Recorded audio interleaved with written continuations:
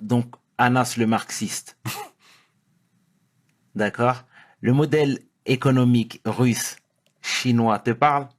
Oui, ça me parle, mais ce que je dis, moi, c'est que le système communiste, en fait, c'est-à-dire une société sans classe et sans État, n'a pas vu le jour en réalité. C'est-à-dire que la révolution d'octobre, avec la mort de Lénine, etc., avec la prise du pouvoir par Staline et autres, c'est pas allé jusqu'au bout, tu vois. Et la révolution chinoise aussi, vu que il y avait à l'époque Staline, du coup, il y a eu la main stalinienne en fait sur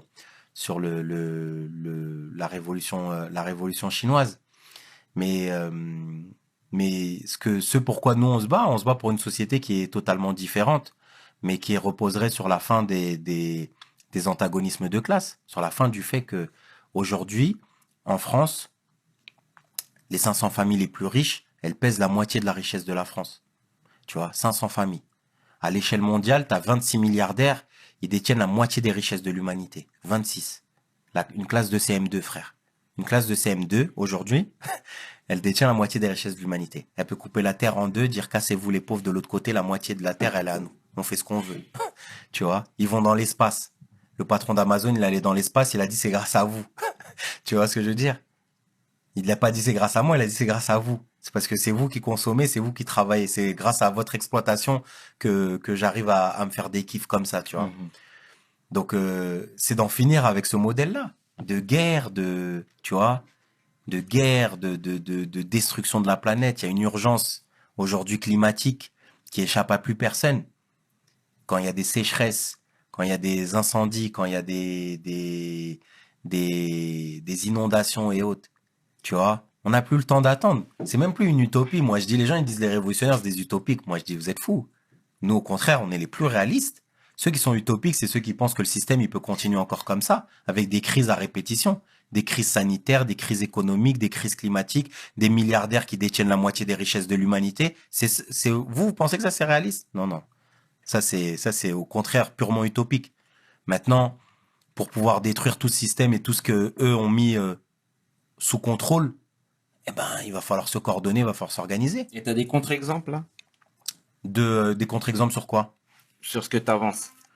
De formes de coordination. Nous, on essaie de le faire à l'échelle de nos luttes, tu vois ce que je veux dire? Par exemple, dans le mouvement des Gilets jaunes, les gens, ils les traitaient de racistes, etc. Bah, nous, on est avec le comité Adama à l'époque et notre collectif de cheminots, on était à peu près 300 cheminots. On a fait des appels pour se lier avec le mouvement des Gilets jaunes, le renforcer, l'appuyer, etc., tu vois, pour éviter que justement ils soient salis.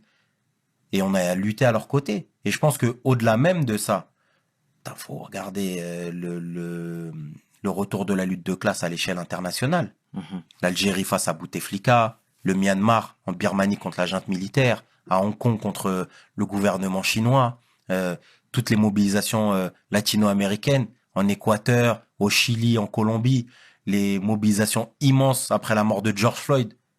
Il y a un noir américain qui est mort à Minneapolis, il y a 500 000 personnes à Berlin qui défilent. Tu vois ce que je veux dire?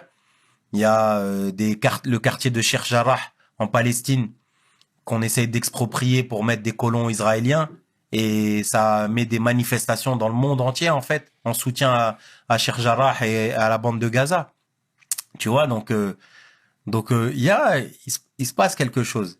On voit ces luttes-là, on voit ces mobilisations-là, on voit à quel point ils ont peur. Tu vois, qui aurait pensé après le printemps du jasmin, la révolution du printemps arabe, en fait, que les Ben Ali, etc., allaient se faire gifler, et courir, se planquer. Tu vois ce que je veux dire? Qui aurait pu croire ça, en fait? Rosa Luxembourg, qui était une révolutionnaire allemande, elle disait une phrase magnifique. Elle disait, pour paraphraser parce que c'est pas les mots exacts, mais elle disait en gros. Lorsque on parle de révolution, ça paraît impossible jusqu'au moment où elle est là et elle devient inévitable. Tu vois ce que je veux dire? C'est-à-dire dans l'imaginaire de tout le monde. On dit, ah, frère, les gens ils veulent pas patati patata.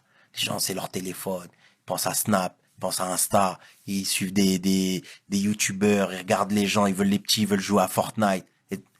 Mais moi je pense que tout ça c'est une fausse image de la société. Je pense que il peut y avoir parfois un endormissement, mais il suffit d'une étincelle. Moi, jamais de la vie, j'aurais cru que des gens qui vivaient au fin fond de la Bourgogne, au fin fond de la Franche-Comté, de je sais pas quel territoire de France. Un jour, ils allaient monter à Paris, ils vont dire eh, Macron vient te chercher chez toi. Ah, ils vont monter dans l'Arc de Triomphe. Ils vont écrire sur l'Arc de Triomphe, les gilets jaunes triompheront, et à côté, justice et vérité pour Adama. Moi, jamais de la vie, j'aurais pensé ça. Tu vois, il y a une femme, moi, je m'en rappellerai, je la cite souvent, une gilet jaune que j'avais rencontrée en manifestation. Elle m'avait dit, moi, Anas, avant, j'étais raciste, mais depuis que je suis gilet jaune, je suis plus raciste. Mais avec une lucidité incroyable. Elle a dit quoi? Elle a dit, quand je vois ce que la police et le pouvoir est capable de nous faire en plein jour, avenue des Champs-Élysées, avec toutes les caméras, BFM, tout ça, quand je vois ce ils nous font, j'ose même pas imaginer ce qu'ils font aux jeunes des quartiers populaires à 3 heures du matin dans les banlieues. T'imagines?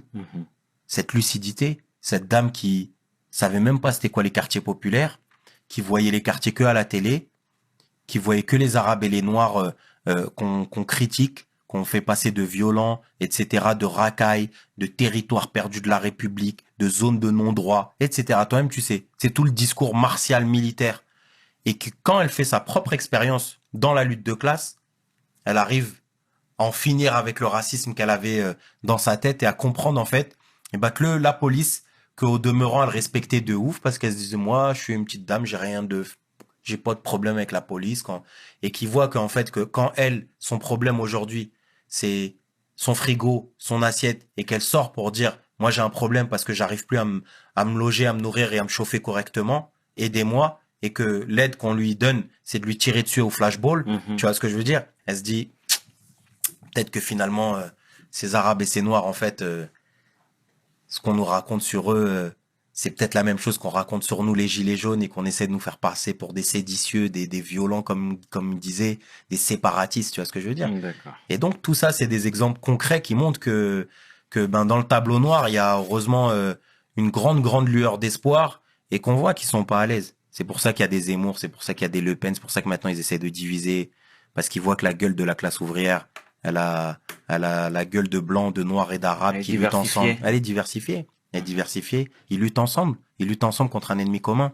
Et eux, ce qu'ils ont besoin de faire, c'est de diviser. C'est de dire, t'as vu Jean-Pierre, tes problèmes? C'est à cause de Mamadou là-bas. C'est lui, Mamadou, qui fait tout ça. Il lui dit pas que son problème, c'est que le patron, il a pris des millions, il a fermé l'entreprise et c'est ça, à cause du patron qu'il est au chômage, qu'il n'arrive pas à chauffer, tu vois. Il lui dit, c'est Mamadou. T'as vu, regarde, il fait des roues, il fait de la bécane. Il lui dit pas que Mamadou, il kiffe la bécane, en fait, mais que y a pas de terrain de cross. On lui met rien du tout. Nulle part où il peut faire de la bécane en sécurité.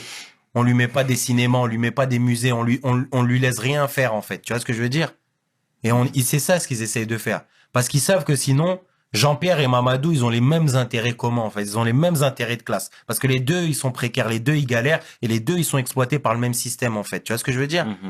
À tous les niveaux. Même le petit boulanger, quand il y a des grèves, des manifestations, qu'est-ce qu'ils disent? Ouais, regardez, le petit boulanger, il est obligé de fermer à cause de votre manifestation, vous avez pas honte, il souffre, etc. Mais quand toi, tu fraudes le fisc là-haut, là, quand il y a les Pandora Papers, quand vous brassez des milliards que vous cachez, il est où le boulanger là-dedans? Tu vois? Il y a pas le boulanger, vous n'en avez plus rien à faire. C'est-à-dire que le boulanger, quand ça vous permet, vous, de vous couvrir, vous l'utilisez.